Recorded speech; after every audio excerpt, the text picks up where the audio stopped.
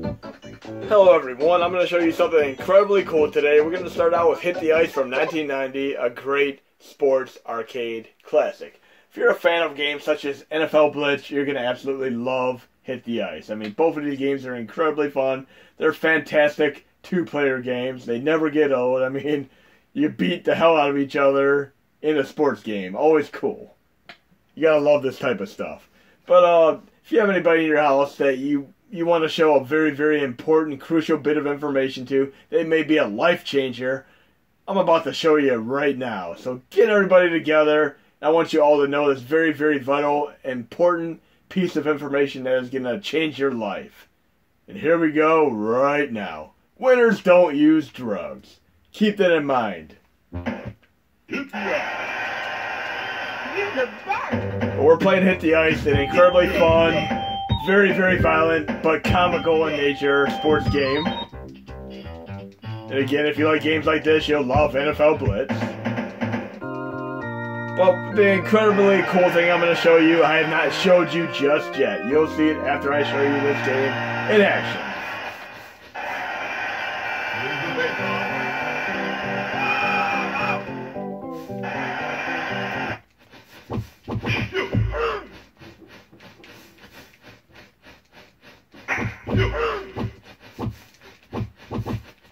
Really, really fun game. And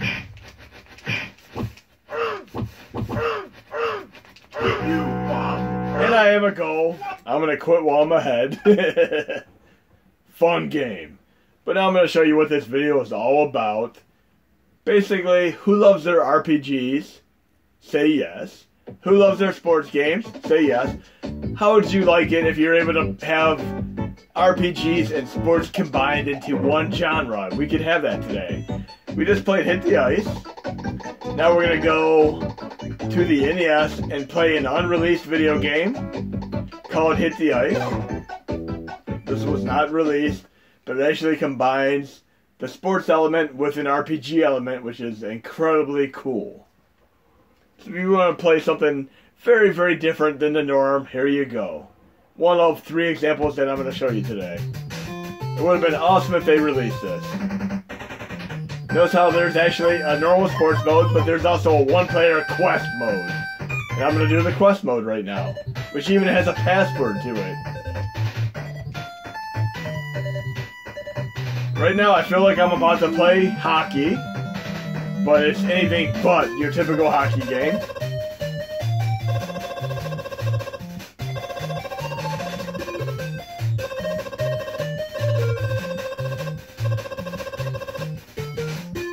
I have an overworld map just like your typical RPG. But instead of having your typical RPG battles, watch what happens. Now wait for a random enemy event out here. Should happen about any time now.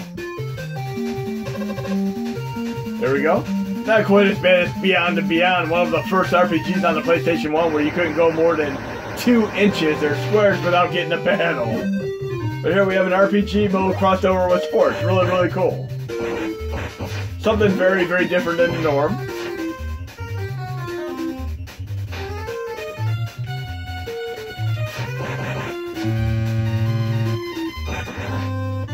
And I have another goal. So I'm going to quit while I'm ahead there. I'm doing 2 for 2 here, but I have a feeling on the next 2 games I show you, I'm not going to do as well. Oh, speaking of RPGs, I don't want to get too off track right here, but I'm going to load another arcade game for a moment here. Another great, great arcade game, one of my favorite Sega arcade classics, called Golden Axe from 1989. And this has to be one of the games that I had really, really heavy play with on my Sega Genesis / Mega Drive. And of course, my favorite character has always been the dwarf. I love checking out the other characters for the varying degrees of magic ability, but I really, really love playing as the dwarf because he's just an incredibly cool character. He's a powerhouse to boot.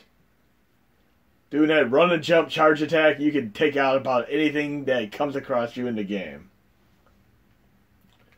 But we're playing Golden Axe for a second here, and you're going to see how it basically gets right off, branches off into yet another game. I'm almost expecting to see another winners don't use drug message. Oh, here we go. Yet again. Quite a common theme at the time in a lot of games throughout various different companies. Again? Okay, we're going to play as the dwarf here.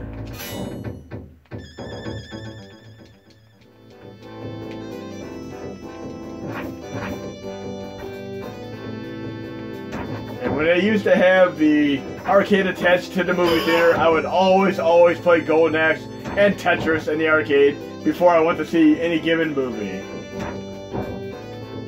This is as far back as Dances with Wolves and Interview with a Vampire and many of the other movies from the early 90s.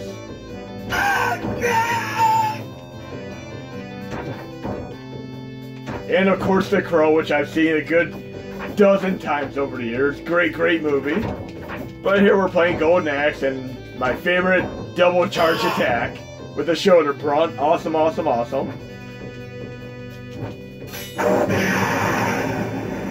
And one of the most common things I do when I play any Sega Genesis game is I almost always push the magic button by accident. But I'm going to branch off into another game here that is another mashup. We're talking this game right here mashed up with an RPG. Just watch for a moment here. Really cool game. But something that happens to be on the underrated gem of a system called the Sega Master System. Let's get to it real quick. And if you're wondering how many games I have in my main user interface right now, I am actually running 100 games in the main user interface right now. But one thing to note is if you go past 30 games, your 120 suspend slots dwindle considerably as you have more games. I'm not as keen on using save states, so I have 100 games. I'm not as concerned with them. But if you like to have as many suspend states as possible, have 30 games at a max in your main user interface, or any folder for that matter. But here we're playing a Golden Axe RPG game. I don't really care what my name is here, blah blah blah.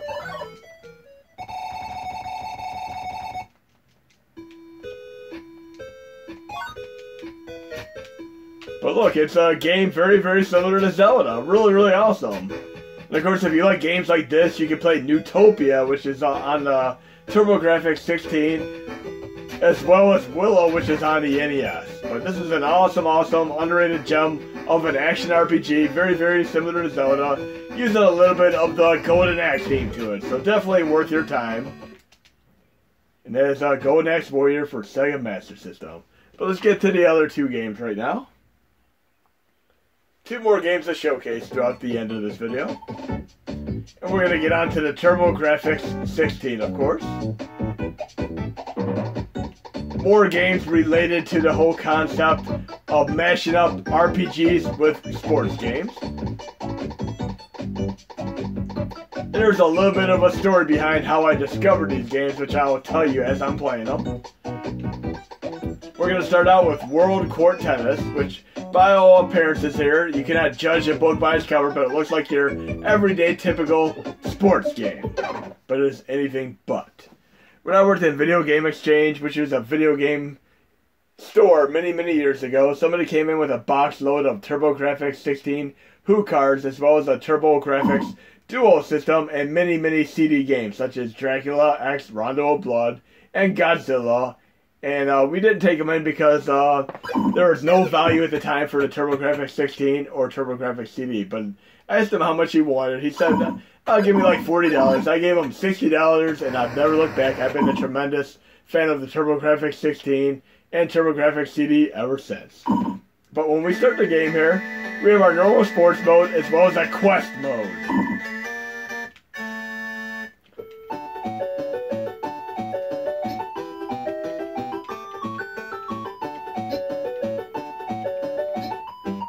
Oh, well, I don't really care what the name is right now. But here, I'm in a little bit of an RPG mode, talking to the king of the tennis kingdom, and he needs me to do him a favor. His country has been peaceful, everyone has loved tennis. It's all over because Evil Tennis King has appeared. So I guess I'm going to have to take on the Evil Tennis King here.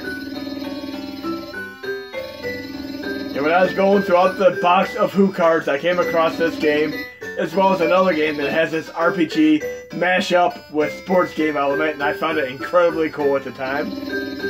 But I'm going to show you it right now, and you guys can experience this for yourself.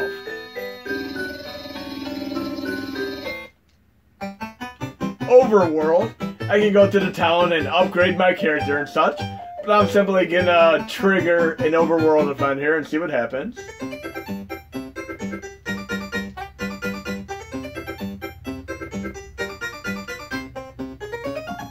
I have to say, I'm not the best at tennis. If you've ever seen me play Nintendo Virtual Boy Tennis, I did a terrible, terrible job at it. And even when I was in high school and I played tennis, I tended to hit the ball as hard as I possibly could. I'm doing bad right now, as I always have in tennis.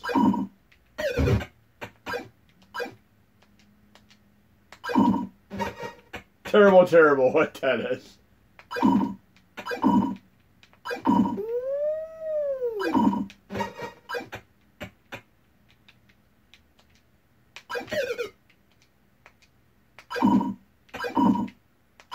But definitely different than your normal RPG game. We're talking about a tennis game crossed over with tennis.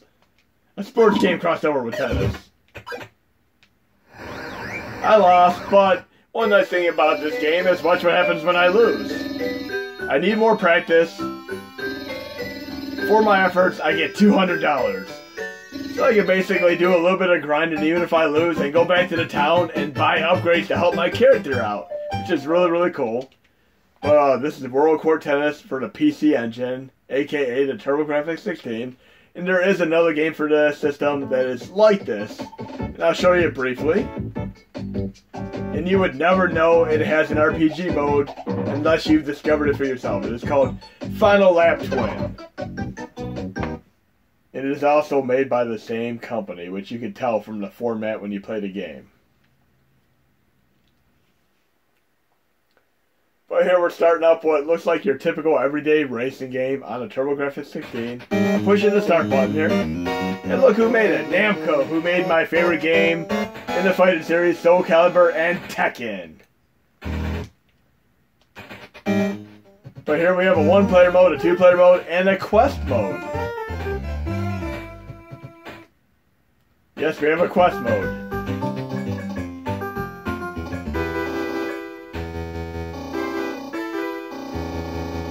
Similar to the tennis game, we have a racing game. So when I do the overworld triggers, I can actually race against the enemies.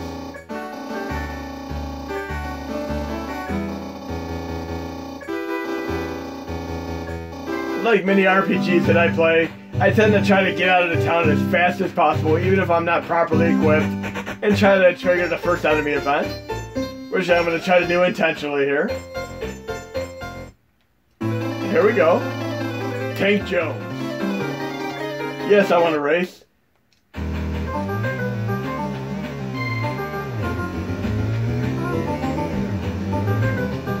And since I didn't go to the town and properly upgrade my vehicle, I'll probably end up losing.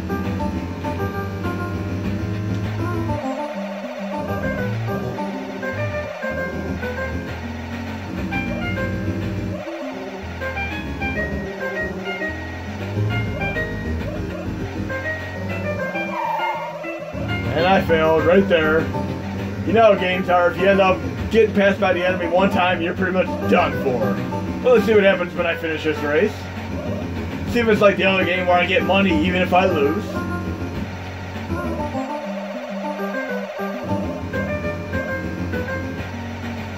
But again, definitely a different type of game. Here I lost. What? I lost. Keep trying, son. Here's $300. So apparently I can lose and actually grind some money. But hope you enjoyed this video with some of these mashups that are really incredibly cool. Check them out for yourself.